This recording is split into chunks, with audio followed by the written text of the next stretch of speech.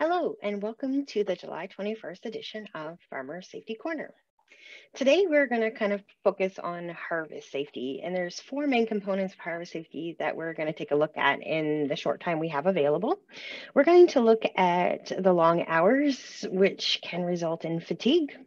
We're going to look at environmental contaminants such as dust and mold that can result as part of your harvesting processes, as well as machine safety and strains and sprains. So the first one I wanted to talk about is the long working hours, which can result in fatigue. So what do we do and what do we have available to help support you through this very busy time on farm? So the first thing I want to draw your attention to is a kind of a program we have called Mind the Gap. So I've just typed this in here at the top of the page in the search button. And then when we open up the search, it gives us a few different articles and things like that that relate to Mind the Gap. So anything with a date is a post, and anything else that doesn't have a date is a resource that is on the website. So I'm going to scroll down and I'm going to go under resources. And what this will do is bring up the page for all of the resources we have available. So if you're just looking for this on your own and you're at the main page, you hit resources and you go under additional supports. And right here is the turtle. The turtle is the Mind the Gap Farm. So here is the program here. And part of this program is based on using your fast brain and your slow brain. And during harvest time, we're looking at typically using our fast brain more than the slow brain. We're on autopilot and we're just doing one thing right after the other for many, many hours at a time. So as you get more fatigued, the more the fast brain takes over versus the slow brain, which is your slow, purposeful thinking. And we always want to use that slow part of the brain because that's what helps us prevent incident injuries. So as part of Mind the Gap Farm, one of the farms stands for Fatigue at Risk Management. So when you click this, it kind of goes through an overview of fatigue while working on the farm, how you can reduce it, some of the other issues that are caused by fatigue. It goes through your fast and slow brain here, the activation times, and just gives you a little bit of background. When I go and press the back button or even just hit the back window, we have a program specifically for fatigue at risk management. So when you click this button here, it will open up actually one of the posts we made, but it contains all the resources that are available to build your own fatigue at risk management program. I'm not going to spend any time here in this webinar as we are going to focus on fatigue in detail in our September Farmer Safety Corner. So join us and register for September sessions, either the lunch session like we're doing now or the evening session, and we'll go through in depth what these resources entail and how to use them. But for now, knowing that there is a little bit here available, you can click on, like I said, the fatigue at risk management and get some quick hints and tips on how to manage yourself throughout the harvest season to get rest and manage your sleep a little bit better. Also, one of our newest resources we have available is the We Talk, We Grow website, which is maintaining mental health and wellness. As part of the posts that we did last year for maintaining mental fitness during the COVID-19 pandemic, we looked at prioritizing sleep with Dr. Howitt from Howitt HR. So we also have an additional post here available to take a look at that kind of gives you more hints and tips on sleep, and if you're not meeting the requirements, how to maybe make that happen. So just some hints and tips there, how it impacts you if you're not getting enough sleep. Here are 4 micro skills to help you your sleep hygiene. This is key. Limit caffeine and alcohol, especially before bed. Create a pre-bed routine. So each night, have that same routine that puts you into the bedroom and getting ready for bed, whether it be going to the bathroom, brushing your teeth, and then getting in bed and just reading for maybe 10 to 15 minutes, or perhaps a little bit longer. Disconnect from your screens. There's evidence that the screen lights reset your system and it doesn't know that it is time for sleep. So make sure you disconnect from the scenes at least an hour before bed, and then create a cozy but cool dark space. And in the summertime, for some of you, this may be a little bit more difficult to get if you don't have fans or any type of heat pump or air conditioning system available to help keep the space cool. So opening windows and installing systems like that, or buying some fans, hopefully there's some possibilities that you can use to suit you. So I'm going to leave fatigue and move on to dust, mold, and any environmental contaminants. And what we're going to look at here specifically is how to protect yourself when working in those types of environments. We can't always eliminate this particular hazard, but if we can, that's our first option. But then if we can try to engineer it out, so if we have any type of ventilation system or barrier that can keep us from that dust and mold, that is also key. But if it comes down to it and we're working in that condition, we should protect ourselves with some personal protective equipment. So to learn more on how to use respiratory equipment and the basis behind it, what you want to do is click on our resources page and then go to Build a Farm Safety Plan. And then scroll to the bottom. And under section 4, controlling hazards, this is where you're going to find some resources for respiratory protection. So you're going to click on section 4, workbook, download workbook files. And then the first 3 items are for respiratory protection. And the first is a code of practice. When you click on this, I'm just going to let it download here for a second and then open it. Here it is. I'll just make it a little bit bigger so you can see it. Here we go.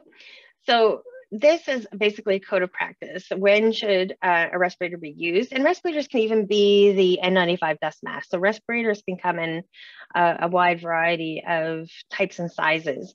So in this code of practice will go through that, how you should use, how should you control your respiratory hazards. So going, and what we already talked about is mechanical ventilation, enclosure, uses of process equipment that can contain that dust or mold, process modifications if possible, and then of course your administrative controls, which would limit the exposure through scheduling of the workers or limiting the time they spend exposed to the particular hazard, as well as training them on the particular hazard, as well as the personal protective equipment they can use to protect themselves while they're working in those conditions. So things to know before you choose your respirator, great information there. And this is a code of practice that you can download yourself and adapt it and put your firm name on it and just make the changes that suit your specific working conditions. Then we go in what different types of classes of respirators are available, examples of those classes, how to select the right respirator. Before a proper respirator can be selected for a job, be sure you have already identified the respiratory hazard. So we've looked at dust and mold, but it could be mist, fumes. Evaluate that hazard and then ensure the proper controls are in place. Choosing the proper respirator for that particular hazard.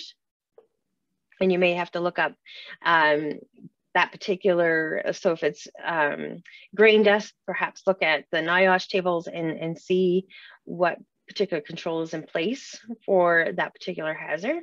And then the types of particulate filters that are available. And this is working through the NIOSH approved respirators and cartridges with the N95, R series, and P series, typically through 3M.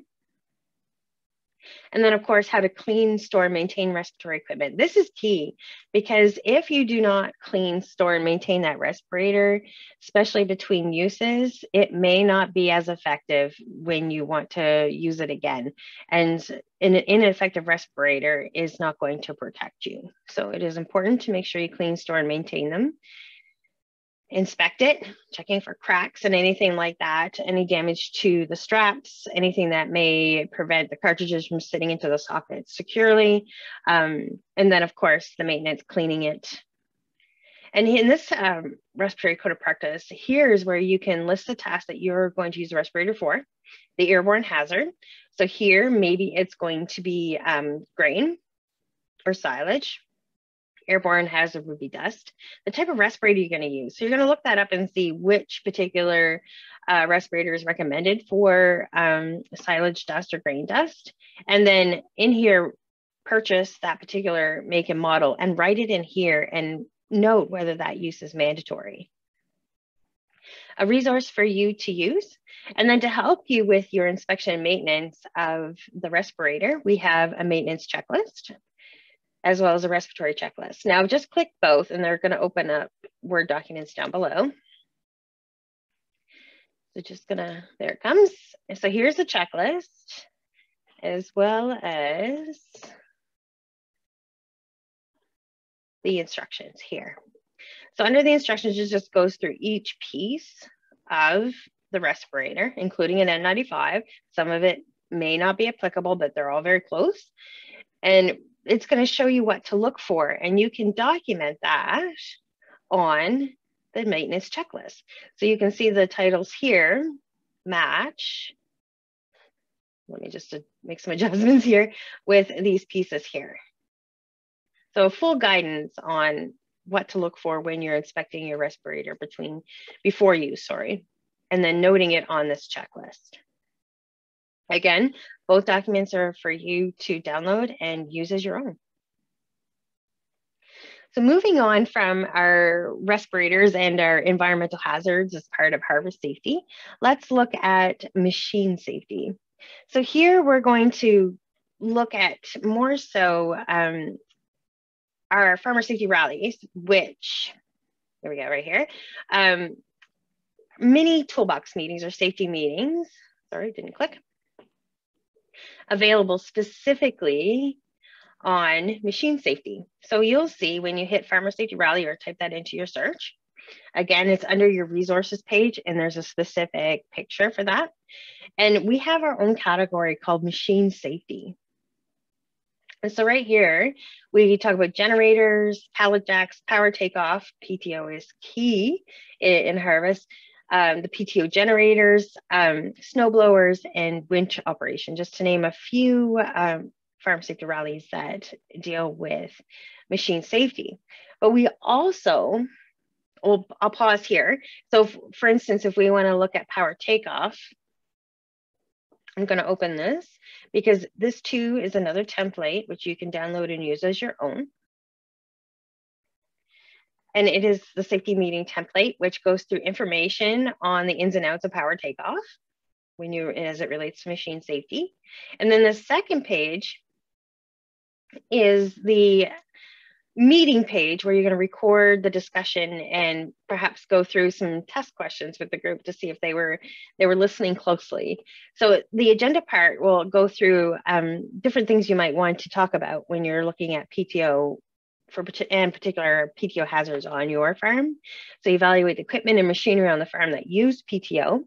Are the guards in place for the equipment and machinery identified? Is training provided on PTO? And are hazard warning decals labels visible? So do people know that they shouldn't be stepping over that PTO and other particular hazards associated with that? And then of course, there's the discussion items as it relates to this topic or others that are brought up based on this meeting, going through the particular questions just to see if they were listening, and then the sign-in sheet, the printing of the workers' names and the signatures of those who participated in this particular meeting.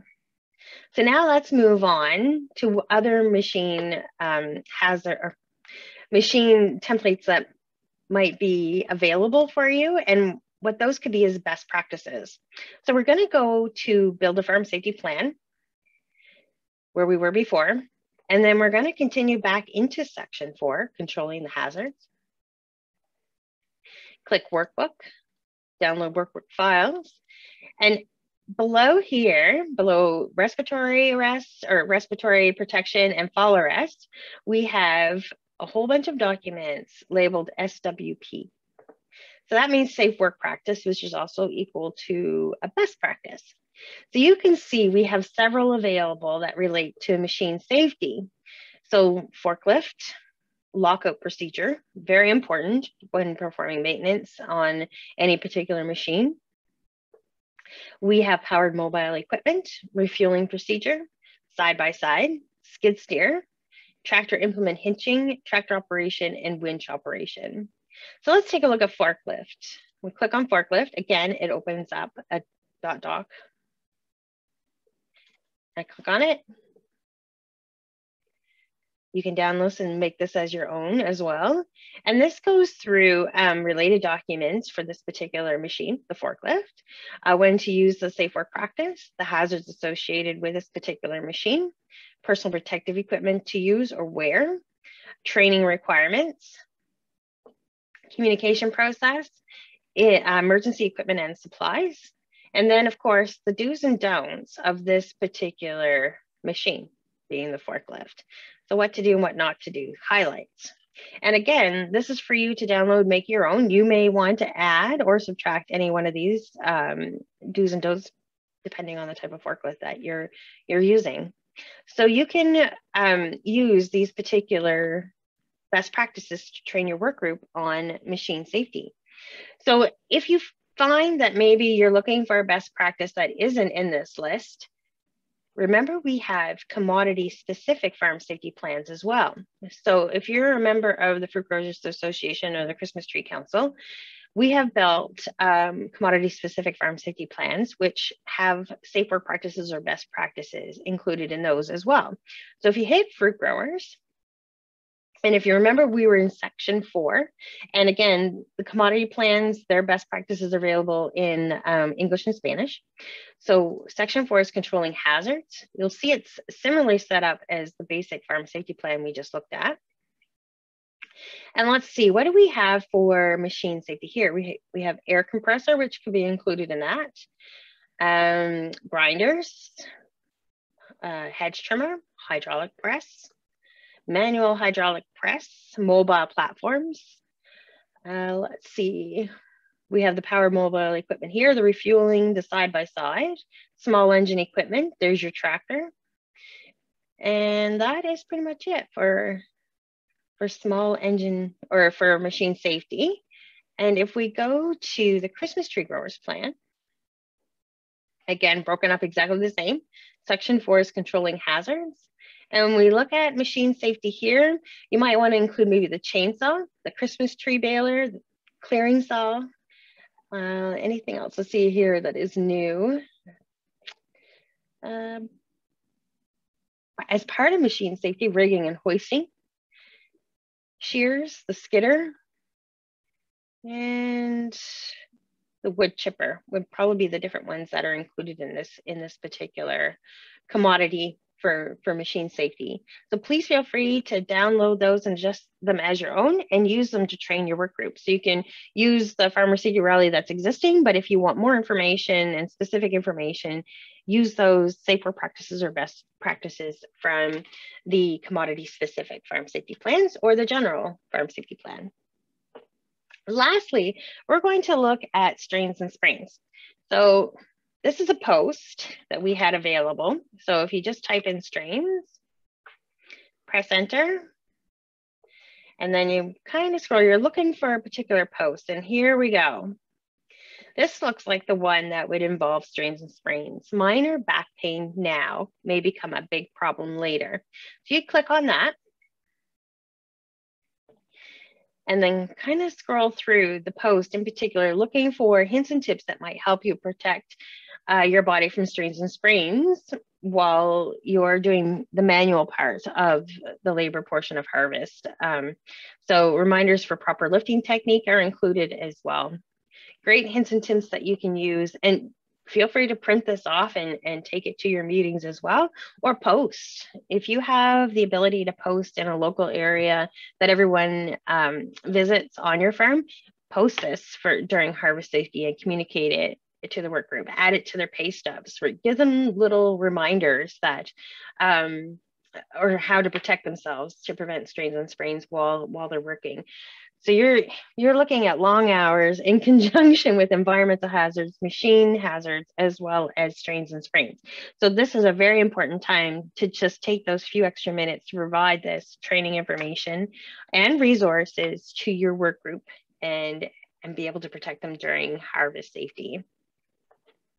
So I'm going to stop there and open it up to questions. And I'm going to bring it up to the top, bring it to our search. Go under training. I just have a question here. Where do we have training available in regards to machine safety? So if just clicking on training, and if you go to online training, so especially this time of year when you're busy and you might want to spend just an hour or two later in the day or during the hot part of the day to maybe do some training, you can open this up as a group online, or you can do this individually and you can call Farm Safety and have me assign the training programs to the workers as well. So here we have a couple of different courses relating to machine safety. We have one specifically on skid steer safety awareness, as well as tractor and farm machinery awareness. And you may want to include your ag road safety as well in this particular training regime. Each of these courses takes, well, the skid steer is about 45 minutes to an hour. The tractor and farm machine is about an hour and a half, and ag road safety is about an hour.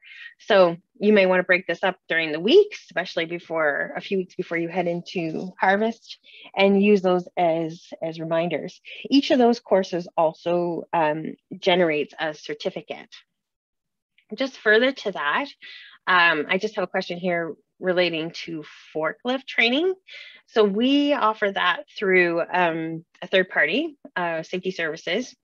Sorry, I hit the wrong one. And this is where we want to request a course. So here under forklift, you can request the course, and I will organize that with you with Safety Services Nova Scotia. But also under events, we have an events calendar. And I have posted when the next forklift fall protection courses are happening at Safety Services. So July 29th is the next forklift course. If you click that, it will open up and give you a little bit of information of the course. These are in person in Dartmouth. So you would need to be able to travel to do the course. If you're joining, and especially if you only have a couple people, but if you call and let me know you have a larger group that you want to run a course with, we can organize having an instructor come out to your farm as well. So that is a possibility. But if you wanted to join this course, click here to register, and it opens up right into their page.